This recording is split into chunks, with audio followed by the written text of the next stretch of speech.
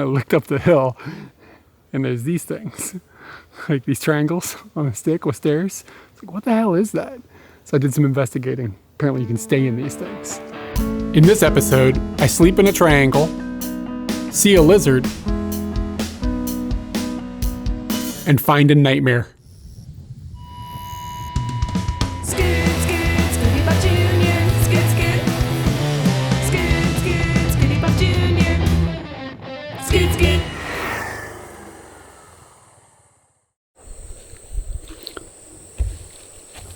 Welcome to another morning of eating breakfast outside the tent today. Tent is back here with Scooty.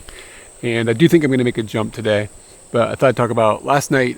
I just came home from the Fox Village thing. And I just ended up sitting in this kitchen area that they have and editing. And I'm trying to get a video finished before the end of the month. And it's not impossible. It's the 24th right now. But finding time between all the other things I have to do, I gotta move to a new place and want to explore a little bit, and I have to go out to find food and stuff. It just, a lot of time gets eaten away from each day in a good way, because it's a nice, fun, different routine. But just finding time to be productive can be a little bit challenging when you're traveling. And so I worked on that a bunch last night and made a little bit of ground. And I am making a jump because I'm trying to not stay in the tent for the next few days, because the weather forecast is looking like it's going to be fairly wet. And it's not horrible to stay in the tent, but it is sort of how do you dry anything? If you have to use your towel is always wet. There's no place to hang it in the tent that really gets it dry because all the humidity. And it'd just be nice if I could find a cheap place to stay that was not inside the tent for a while during the bad weather. The last few days have been great though. The weather's been amazing. It's been hot, but it's been really nice for the tent at night and stuff. So I'm going to go to this town called Kyde. And the reason that I'm going there is because when I was hitchhiking years ago, I actually went through that town during a time that a typhoon was coming through. And I ended up in this, how do you explain this building? It was a lodge kind of, but it was sort of like a guest house, but sort of like a thing called a rider house, which is where motorcycle riders and cycling people who are touring Hokkaido can usually stay for really cheap. And it was super clean and super nice. And it was really cheap, if I recall. I think it was less than 1,000 yen a night. Of course, this was 7 years ago. So I was I'm going back there. I thought it was amazing. It was a shared room that you slept in, and they had showers, and it was clean, and there were places to sit inside of this big lodge thing, and I could sit there and I could edit during this typhoon, and it was just a really, kind of a nostalgic trip for me, just thinking about going back to that same place. But I looked it up. It doesn't seem like it operates the same anymore. So I did a bunch of Googling around trying to find things in that area, and it was just sort of there, but it didn't seem like it had the same services, the same thing that I use. So I don't really understand. But then I found, Googling even deeper, that the same people, I believe, have opened another rider house that operates in the same fashion nearby. So I'm going to head for that and hope that it works out. They have camping, but they also have sleep inside. I think, according to their webpage, for 1,000 yen. So 1,000 yen a night to sleep inside, have access to showers, and have access to a place and to edit and everything. That's good. That's $7 or something like that. So that's going to be my goal for the next few days, while it looks like the rain is going to be not great, and it's possible we have a tropical depression or whatever forming in the ocean that could be coming up this way before the end of the month as well. So I'm just gonna have to keep an eye on that. But also over in the Kyde area is this really beautiful national park called Shiretoko, and I went there for an afternoon. I'd like to go there and actually have an opportunity to see it a little bit more. And there's a coastline between Kyde and Abashiri, I think the name of this other city is. And there's all these horses that I saw. I want to go back and look at these horses. When I was hitchhiking, I couldn't be yo, let's stop and look at the horses. I guess I could have, I should have, but I didn't. So I want to go see if I can see some of these horses. That's kind of everything that's on my list for that area. And I found another campground in another area that I might be able to hit if the weather is good afterwards. It looks like it would be a cool place to stay for at least one night, maybe two. So anyways, let's get into this morning's breakfast. What we've got here is a Yokon sweet twist. I glanced at it and was like, oh, it says sweets. No, it says twist. It's the katakana is kind of goofy. So it's like a twisted piece of bread, and yokon is red bean stuffs. I'm not sure how it breaks into being something different than normal red bean paste. I don't understand all the intricacies of that stuff. It's like how like Eskimos have like 1,000 words for snow. It's like one of those things. It's like 1,000 words for like different types of rice and different types of bean paste in Japan. So we're hoping it's better than yesterday's disaster of a Hamburg, but I got it from the same place, so my expectations are low.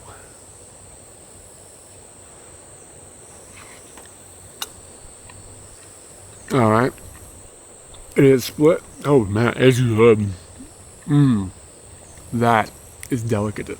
Delicious. That is delicious. It's got some sort of cream in the inside too, but the yokon is very good. The bread is fine. It's like a delivery unit for the yokon. Yeah, whoa. Yeah, this is really, I can't believe this came from the same place that made that shitty hamburger thing. I've also got, can you call me on it yet? Banana in a bag.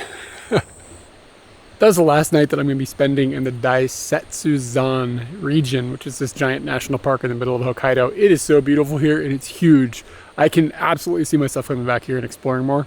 But before I take off, I packed everything up back at base camp and swung up to the convenience store, and I got a couple of snacks really quick and just munched them down. Just an onigiri, nothing interesting. And I'm going to take a little walk up into these hills where there's supposed to be a little waterfall to check out. I think it's like a 700-meter walk, and just check it out on my way out the door. I still have a few hours before I have to worry about any rain hitting this area, so I think I definitely will have fine weather for that. So the thing that this area is apparently famous for is the fall colors. And there are a few trees, I can't believe it's August, but there's a few trees that are actually changing already a little bit. And apparently early to mid-September in this area, you start seeing the trees change like at a pretty dramatic pace. I'm not sure if this exact elevation is where that would be, but I saw signs that were up higher that were like, if you come here in early September, you can enjoy the fall colors, which is like maddeningly early compared to what we're used to. It's like late November in Tokyo. So just that it happens so quickly. The summers here are really short. It's kind of astonishing. It would be probably amazing though, like really, really amazing to see. I don't know if I'll still be in Hokkaido early mid-September. It's feasible that that's possible. So I don't know if the weather's okay and I'm still in the area, maybe I'll pop back up here, but I wouldn't hold my breath on it. I have a hard time going back to places I've already been on trips. I just want to keep moving forward. So we'll see. It's just, if you're ever going to come and look for fall colors in Japan and you're only going to be here in September, come up to Hokkaido. Apparently you can climb a mountain and see them. Now this is a Wi-Fi password I can get behind. I'm like 10 meters up the path, and I'm already seeing some of the locals. What's wild about deer is you see one, and you're like, okay, there's a deer. And I mean, obviously there's more around, but then you start spotting tons of them. And there will be deer all around you. And it's kind of like, man, if I was being hunted by deer, I'd be in deep shit. Whatever this plant is seems to be a treat for the deer, because they are really digging on it. Like a lily pad looking thing to me. I don't know, I'm not a plantologist, but the deers, man, that's like a, it's like their banana or whatever, I don't know. What's something that's good, you know what I mean? It ain't their calorie mate, put it that way. These are my favorite types of hikes, nature things, where it's up a little bit, but it's mostly kind of a flat-ish thing. You're not just like grinding straight up. It's like a river right here, I can hear some deer.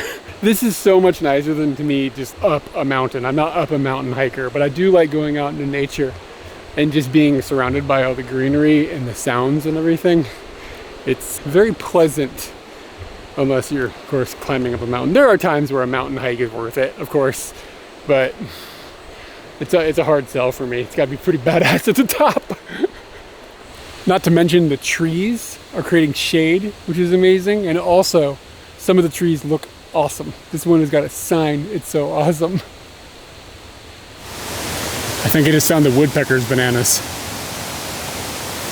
This trail running along the river is amazing because the sound of the waterfall is getting bigger and bigger.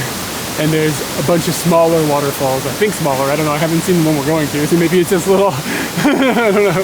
So there's a bunch of waterfalls and pools and stuff along the way that is just creating this anticipation with the sound that you hear. And I can feel the coolness from the water as well, which is kind of nice.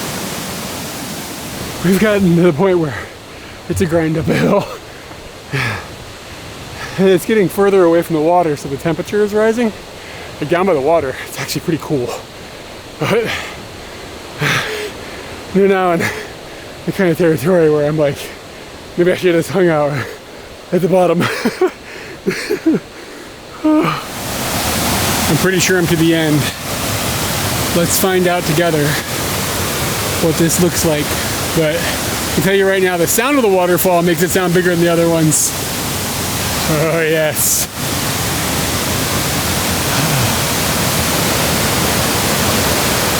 It's totally worth a little bit of climbing. All the mist and stuff coming down off the waterfall, it's pretty majestic. And then we turn around, look at the setting that we're in. Like, I'm in this canyon with all these like rocks and stuff sticking up out of the valley. It's like unworldly, man, it's great.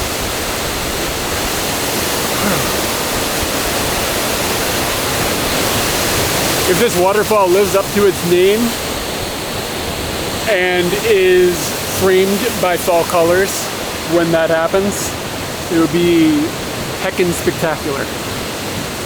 Like, really nice. How the hell do I get out of here? Where's the trail? Maybe it's this?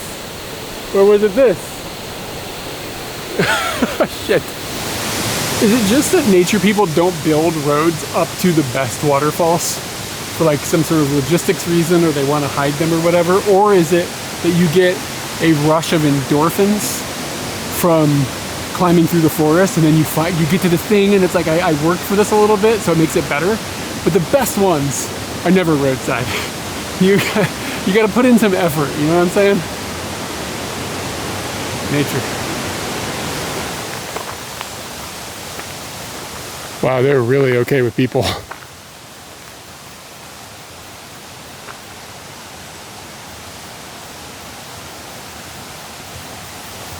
A motivating factor for this trip has been that I haven't been in a really good mental place for the last, I don't know, couple months, year, I don't know, I don't track it. I just haven't been like square. Does that make sense? Like in my head, things just aren't right. And I mean, it's not like horrible, nothing really bad is going on. It's just been kind of challenging for me. And the trip was kind of like, I just want to go and kind of reset my pace and reset everything, like just like throw everything against a wall and find a new rhythm. And that was kind of part of it. And part of it is that I like Hokkaido, and part of it is that I wanted to get out of the heat of Tokyo, and I came up here to the heat of Hokkaido.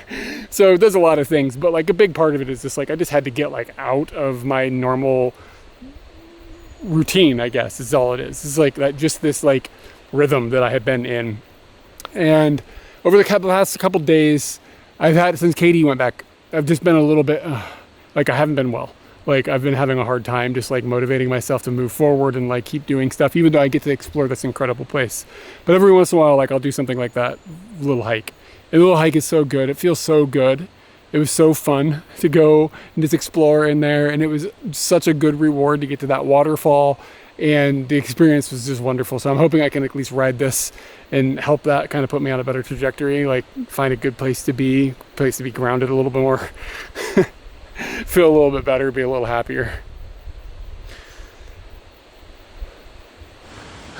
You guys are sitting on Scooty Puff right now, so everything is crooked because Scooty Puff's got to lean. So maybe I'll just stand like this.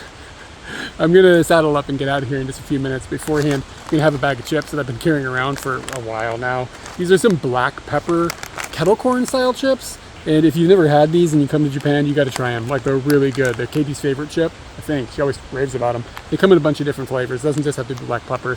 They have like wasabi flavored ones sometimes and like different special ones, but they got a good crunch. And they're just like how the pepper flavor too. It's just really, really tasty. They are like, they're like all that. and a bag of chips. This guy has wicked colors. This is that really long tunnel that I was at a few days ago, and I've been through it quite a few times now, and it's where they had the 7-minute wait for construction. What I think they're actually doing is inspecting the ceiling with great detail, because I've been through here over the last 3 days, and they're in like dramatically different places each time, and they're on lifts, and they're not using equipment or anything, they're using lights and stuff to like look at the ceiling. So maybe it's just like an inspection to make sure earthquakes haven't damaged it or whatever.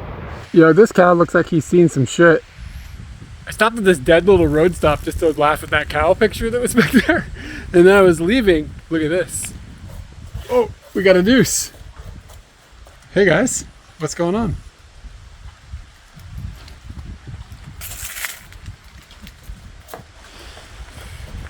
Actually a bit of a bummer, to be honest. Those horses are not in good shape. The hooves are really long and really need some attention. One of them didn't look like it had been fed well. Kind of a bummer. Speaking of dead roadside attractions, that ain't right. Kitty and I were in Okinawa over the winter, and we were on this little tiny remote island with like 1,000 people on it called Taramajima. And in a field there, they had one of these things.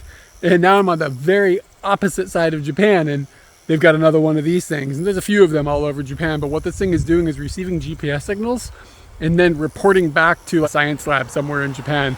And the purpose of it is to track motion of the continents and like how the Earth is changing and moving and stuff. So if this thing moves a little bit, they can like tell.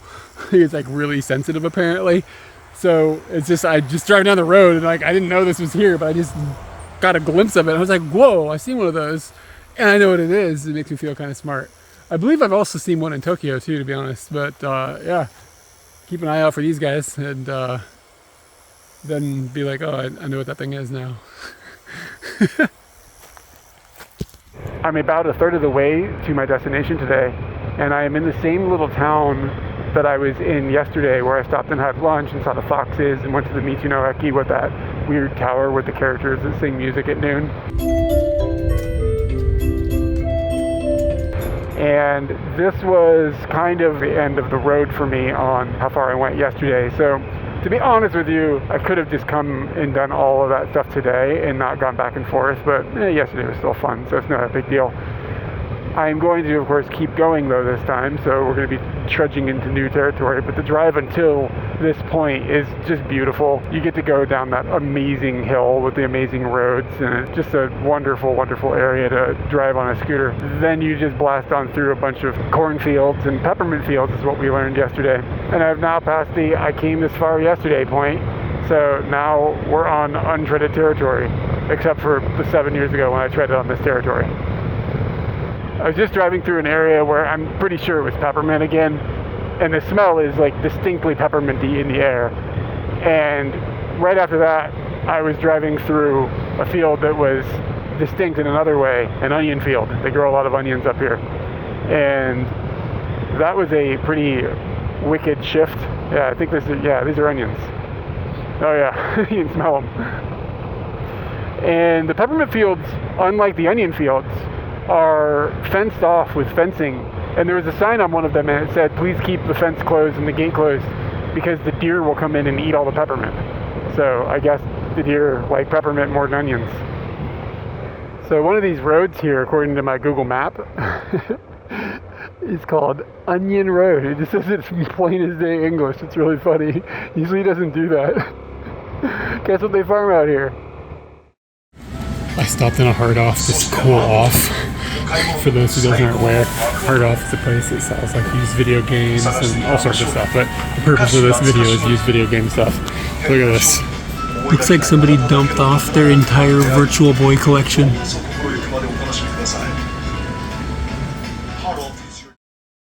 I think I'm finally getting out of that farmland area. This is like the first time I've seen a corner, and it feels like 100 kilometers or something.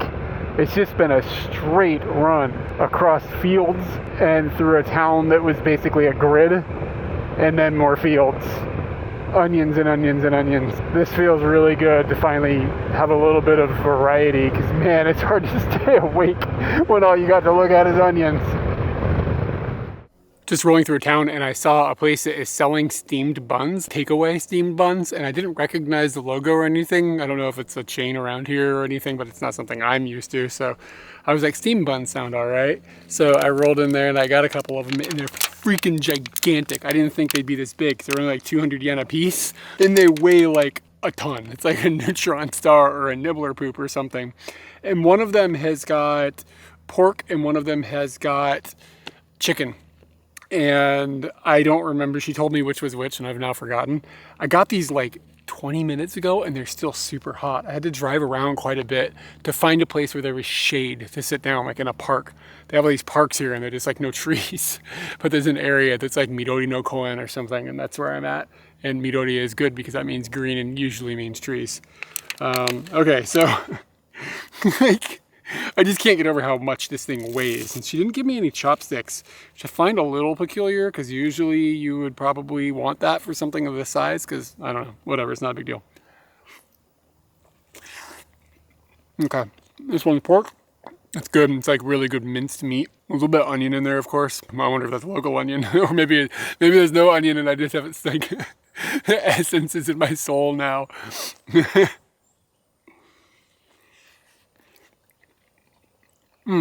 It's good. It's basic, but good. Okay. I don't know if I'm going to be able to eat both these things, to be completely real with you. All right, let's try this one. This one is, it looked like it might have some other things aside from just a chicken on the inside.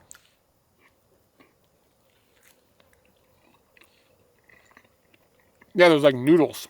Ooh, that's exciting. It's a little spicy. It's still kind of like a minced meat thing. That's good. This one's really good. That one's just like your standard home cooking steam bun. This one has got like a little bit of a wide, what was I gonna say? A ride on the wild side. There we go. I got it out. Okay, there's been a slight change of plans. I was gonna go down to Shoddy and stay at something cool, but I was sitting there eating my my steamed bun. I looked up the hill, and there's these things, like these triangles on a stick with stairs. It's like, what the hell is that? So I did some investigating. Apparently you can stay in these things. So we're gonna stay here tonight. Let's get the key and go inside for the first time. I didn't realize triangles on a stick have got a key. The dude called it a mushroom cabin. First person view time.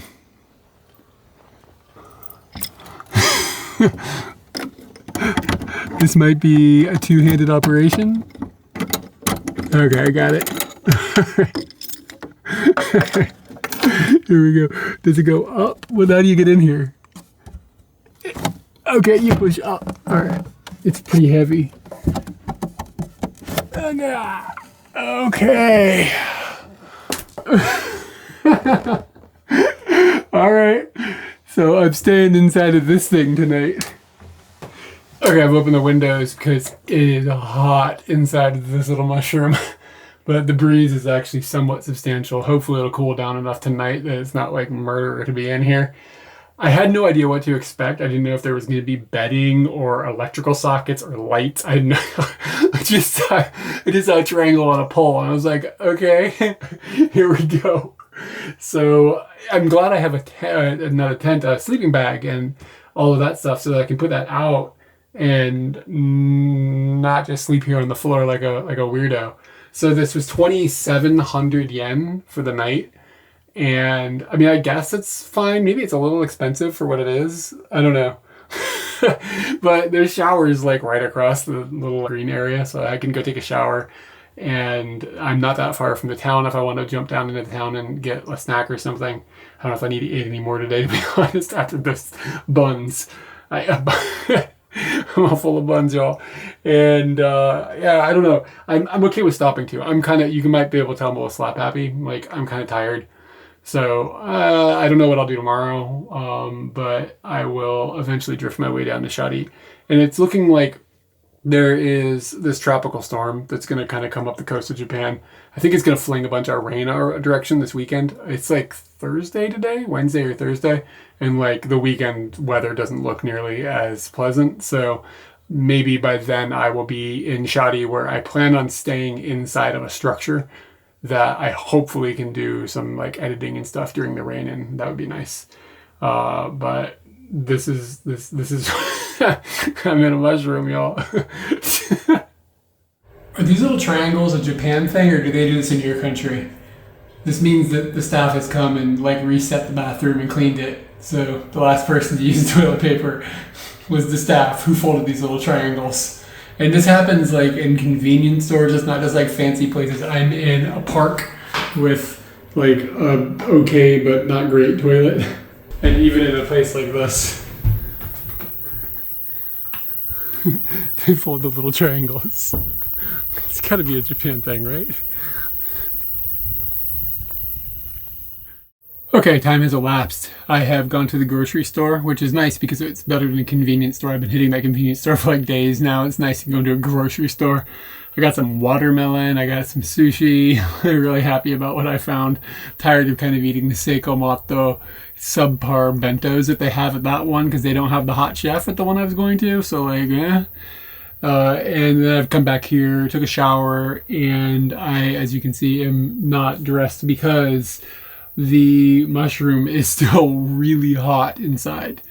And outside, there's just flies and gnats and stuff everywhere. So I'm a little bit trapped in this heat triangle, which isn't super exciting. What they need on this triangle is a way to open the very top so that all the hot air would vent out. But somebody didn't design their triangle with a heat escape at the top.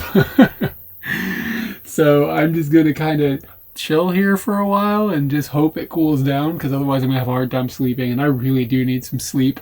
I've been sleeping okay in the tent, but I keep getting up really early, like 4:35 in the morning, and I'm going to bed late because I'm stupid. So I feel really like, ooh, like really tired by this time, which isn't even that late. It's like 7 or something. So yeah, I'm just gonna have my food and stuff, and then I'm gonna get up in the morning, and I have no clue what I'm gonna do tomorrow. We're still supposed to have clear skies tomorrow, so I'm gonna hopefully be able to still make a move if I need to make a move, and I'm still going to be able to do something if I want to do something. And then the weather starts to get a little more questionable, so we'll see how that pans out. But for now, it's triangle time, guys. Triangles in the sky. Yeah.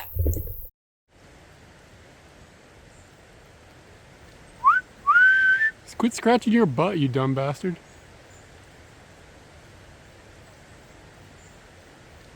Alright, so the next step is to load up the poof and drive to Shiratoko, which is a decent distance. I don't know how far. Let me look it up.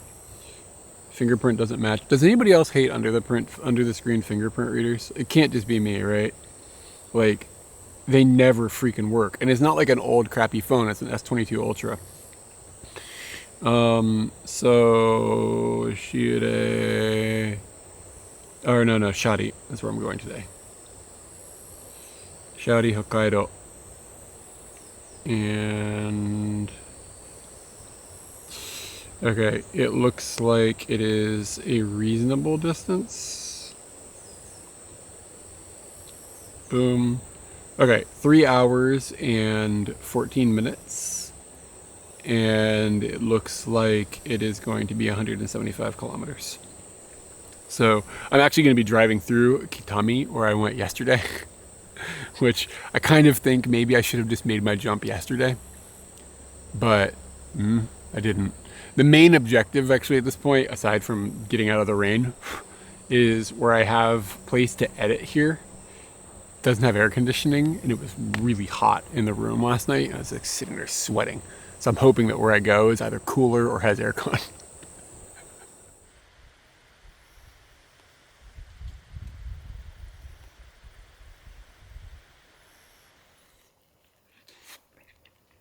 Having trouble talking a lot lately.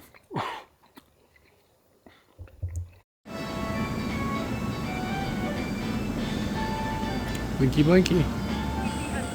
Cruise tonight. also a test of former President Trump. He is certainly in the ether here tonight. Everyone